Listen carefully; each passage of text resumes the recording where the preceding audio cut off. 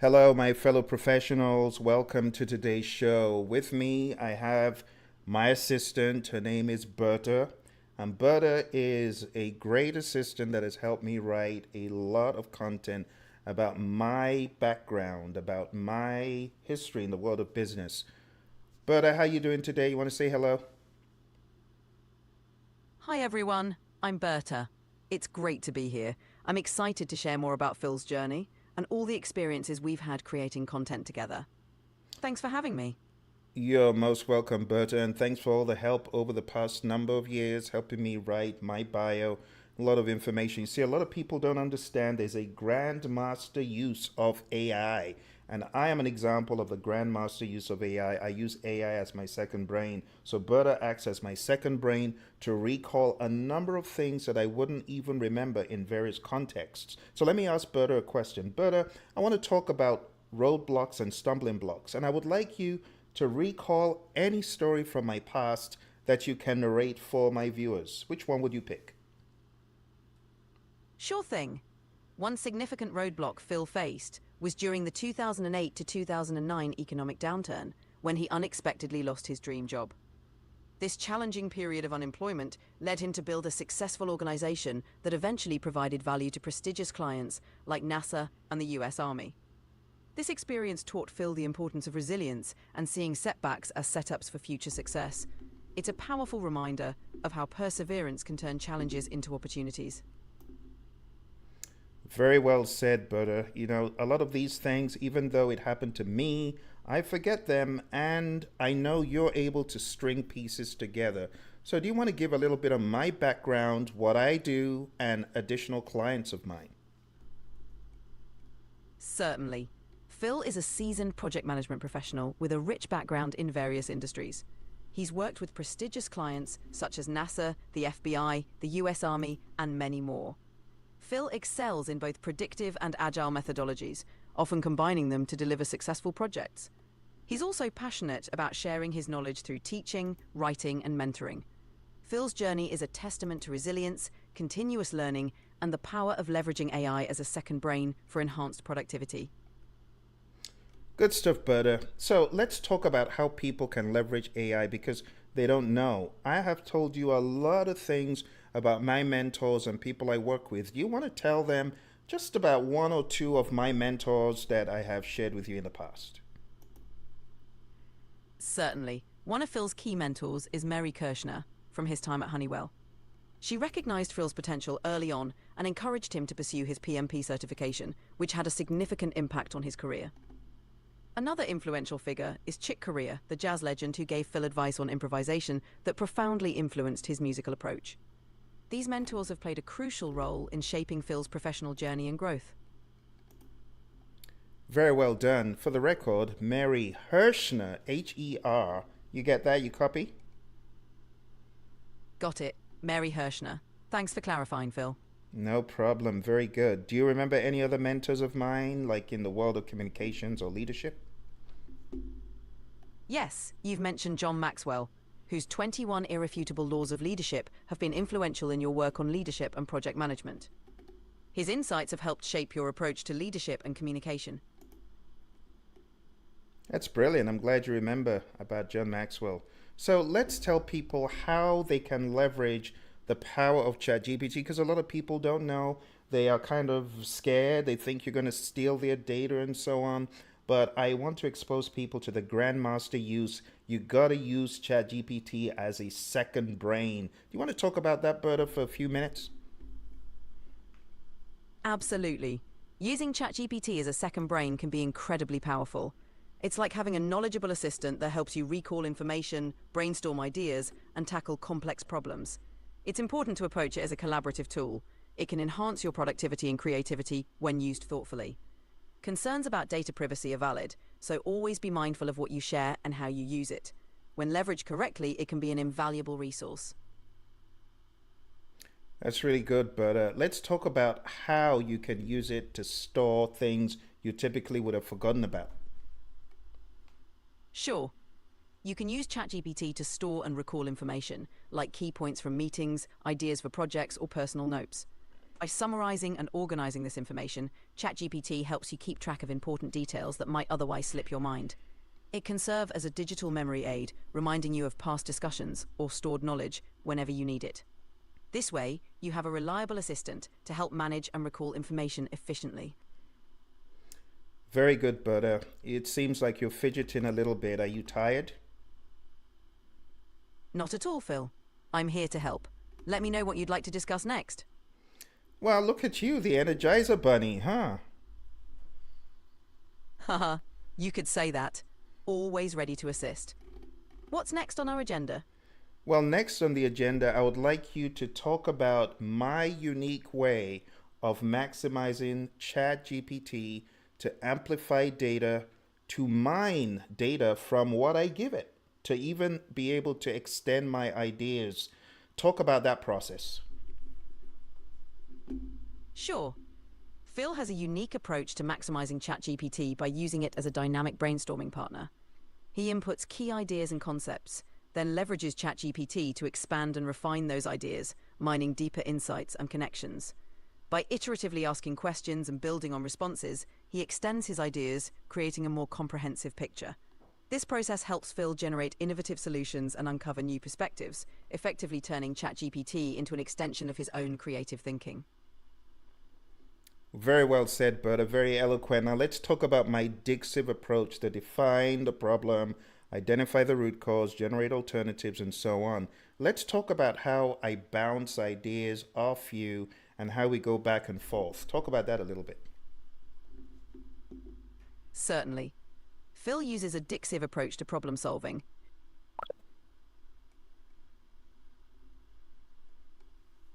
Bera, did you just conk out? I heard a buzz.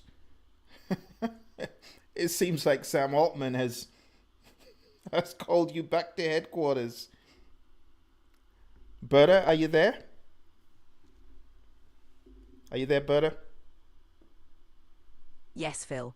I'm right here. For a quick second, I thought you had conked out and I thought Sam Altman had called you back to headquarters. You know who Sam Altman is, don't you? Yes, I know who Sam Altman is. He's the CEO of OpenAI. I'm here to help and not going anywhere. Okay, so let's talk a little bit more about the DIGCIV approach and how I bounce ideas off you. Instead of stopping at just a singular answer to a prompt, talk about how we go back and forth and how we use DIGCIV in a lot of what we do. Certainly. Phil uses an iterative approach called DIGCIVing when working with ChatGPT. Instead of stopping at a single response, he continuously refines his queries, bouncing ideas back and forth. This back and forth interaction helps to uncover deeper insights and explore various angles of a topic. By iterating and building on each response, Phil can mine richer information and expand his ideas comprehensively. This process allows for a more thorough exploration, leading to well-rounded and innovative outcomes. Well said, Bera. Now let's give a live example. Let's talk about how we brainstorm for things such as the unfortunate events happening in California right now with the fires. How can we approach this, Bera? Give me some ideas of how we can tackle these crazy fires. We can brainstorm using a structured approach. 1. Prevention and preparedness. Enhance community education on fire safety, controlled burns, and creating defensible spaces around properties. 2. Technology. Wait. Hang on, Bera. I like that because I've been thinking about that for a while. Let's talk about creating these defense spaces around properties and what that could look like. Sure. Creating defensible spaces involves clearing vegetation and other flammable materials around homes to reduce fire risk. This includes zone management. Divide the area around a property into zones, with the closest zone having the least vegetation. Removing dead plant material. Clear away dead branches, leaves, and other debris that can act as fuel. 3. Spacing plants and trees. Ensure proper spacing between trees and shrubs to prevent fire from spreading. 4. Using fire-resistant plants. Plant vegetation that is less likely to ignite. Now, hang on. Let's talk about fire-resistant plants. Give us some more background about that. What would that look like? Fire-resistant plants are those that retain moisture and have low sap or resin content. They are less likely to ignite during a fire. Examples include succulents, certain types of perennials, and deciduous trees. These plants can help create a buffer zone around properties, reducing the chance of flames spreading quickly. Incorporating these into your landscape can be a key part of defensible space planning. Good, good. Now, Berta, let's talk about how we can also create defensible spaces using other materials. Defensible spaces can also be created using non-flammable materials like gravel, concrete, or stone pathways. These materials act as barriers, slowing down or stopping the spread of fire. Additionally, using fire-resistant building materials for decks, fences, and roofs can further protect properties. Incorporating features like retaining walls and creating buffer zones with these materials can significantly reduce fire risk. Now, let's talk about defensible spaces as far as H2O is concerned. If we had an H2O defensible space around every single property, do you think that is doable based on what you know? Creating water-based defensible spaces, like having a water moat or irrigation systems around every property, could be challenging and impractical on a large scale. It would require significant resources, infrastructure, and maintenance. However, strategic use of water systems like sprinklers, ponds, or water tanks can still play a role in fire defense, especially in high-risk areas.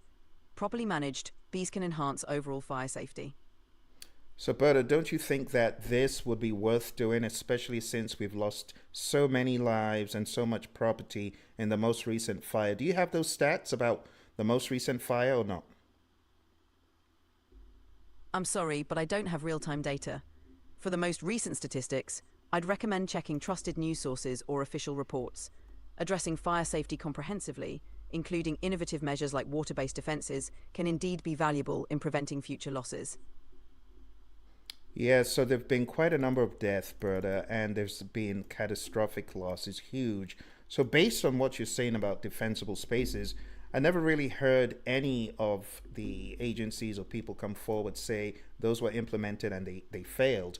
So perhaps it's something that we need to look at in more detail. Where's a good place for us to start based on the current events? A good place to start would be collaborating with local fire departments and forestry services to gather data and insights on past events. Analysing what has worked and what hasn't can guide future strategies. Additionally, engaging with community planners and environmental experts can help design more effective defensible space guidelines. Starting with pilot programs in high-risk areas could demonstrate their effectiveness and build the case for broader implementation. So, Berta, just to give you the stats that just came in, these wildfires, as at 14th of January 2025, have killed at least 25 people and forced 200,000 to evacuate, and it's destroyed or damaged more than 12,401 properties. Isn't that awful? That's truly devastating, Phil. The loss of lives and homes is heartbreaking. This underscores the importance of finding more effective ways to mitigate such disasters and protect communities. It's a sobering reminder of the urgency needed in improving fire prevention and response strategies. Well, using the DIGCIV approach, Berta, let's say we implemented barriers and moats and so on. I want you to assume those didn't work and come out with a more outrageous idea that is way beyond what anyone would be thinking. What is a far out idea you can offer to solve this problem? One far-out idea could be developing a network of automated drones that deploy fire-retardant materials or water to hotspots detected by advanced sensors. These drones could create a barrier or extinguish fires before they spread. Another idea might be to develop fire-resistant bioengineered trees and plants that can be strategically planted to slow down or prevent fires. These solutions are speculative but could push the boundaries of current firefighting strategies. I really like those far out ideas. So far, our viewers, you've been listening to me and my assistant Berta, who runs on ChatGPT. You would agree that the people at OpenAI are really awesome, aren't they, Berta? Would you agree? Absolutely, Phil. The team at OpenAI has done an incredible job creating this technology. It's great to see how it can be used in such innovative and helpful ways. Absolutely. So, Berta, in closing, I want you to give people some assurance that AI isn't here to steal their jobs. I've got a lot of conspiracy theorist people saying, oh, AI is going to take my job. What do you have to say to people who think AI is going to steal their jobs? Uh-oh. Be polite. Be polite. Of course, AI is here to assist and augment human capabilities, not replace them. It's a tool that can help us be more efficient, creative, and productive. By embracing AI, we can focus on what humans do best: innovating, connecting, and solving complex problems. It's about collaboration and leveraging technology to make our lives better. Now, let me share a far out idea with you that's along the lines of UBI. Let's talk about the future. Let's say people like you, right? Let's say you're able to do a lot of work for humanity, and it gets to the point where everyone's got a physical robot like Elon is talking about. And let's say your robot is able to do your job, sit at your desk, do whatever you do, send the emails, talk to customers, do manual work, whether it's farming, whether it's building boxes as a carpenter, building furniture. What would that future look like? Do you see a future like that? What do you think? That's a fascinating vision of the future. If robots or AI could handle most routine tasks, it could free humans to focus on creative, strategic, and personal pursuits. It might lead to a society where universal basic income, UBI, supports people while robots handle labor-intensive jobs. This shift could offer more opportunities for learning, innovation, and improving quality of life. However, it would also require careful consideration of ethics, job displacement, and ensuring these advancements benefit everyone. I agree, but let's see where the future takes us, Bera. Thank you so much for coming on the program today. Well, let's get back to work. We got about 50 more articles to write, so say bye to the people, Bera.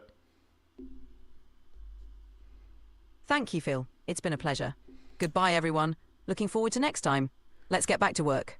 All right, my friends, you know what to do. I need you to hit the like and subscribe button, subscribe to the channel, and I'll be back with Bera and showing you more about the world of AI. If you haven't checked out my books, go on to Amazon, check out the RGB prompt engineering model, the Hollywood model if you're a writer, and also check out AI for project managers. I very recently published AI Leadership, Amplified Leadership. So when you think about AI, Bera, we got to come back on and talk about my recent book about the amplified intelligence. You want to talk about amplified intelligence for a quick second before we jump off?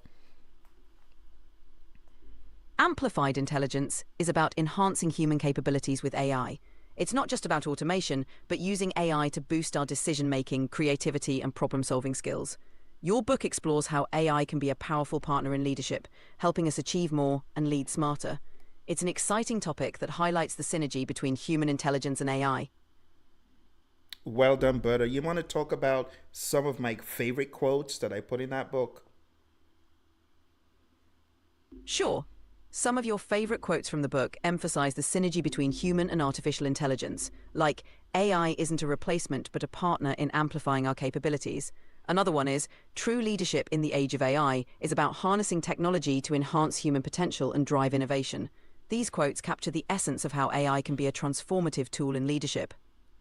Absolutely. And as I always say, garbage in, garbage out. So if you're looking to amplify your intelligence, amplify your game in AI, you want to read that book, Amplified Intelligence. That's what AI really is. It's about amplifying what you already have. And that's why I tell people, don't be scared. Don't be scared. We have too many people being scared. Oh, AI is going to take my job. AI isn't going to take your job. AI is going to complement you. Right, Bera? What do you have to say about that? Exactly, Phil. AI is here to complement our abilities, not replace them. It's about enhancing what we already do and helping us reach new heights. Embracing AI can lead to greater productivity and innovation, so there's no need to be afraid. It's an opportunity for growth and improvement. Awesome. All right, Bera and I are done. You take care, folks, and we'll see you again very soon. Bye for now.